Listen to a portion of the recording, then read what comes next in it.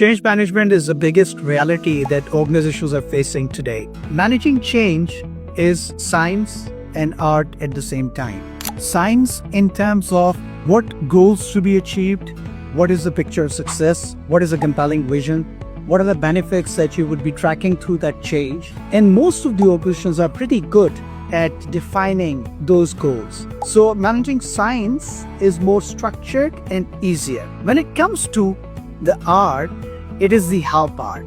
It is the art of connecting with people. It is the art of understanding the basic human needs. It is the art of understanding why people are resisting the change. Neuroscience tells us that all human beings have basic need of certainty to a large extent.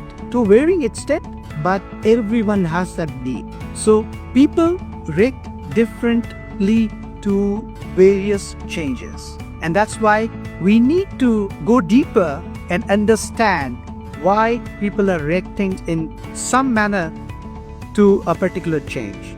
If you think of Johnson & Johnson change curve, it's very natural that people start with negative emotions by denying the change, by getting into a shock, by blaming others, and finally get to the point where they accept and do something about the change. So we have to go deeper connecting with the people, and that's the art. I also give an analogy of the famous iceberg model where behaviors are driven by the emotions are driven by the thoughts, and thoughts are driven by the values and beliefs of that particular individuals. So if we want to change the behaviors, we have to go deeper and understand the emotions. Where are those emotions coming from? What are the thoughts and beliefs and values that the person is carrying?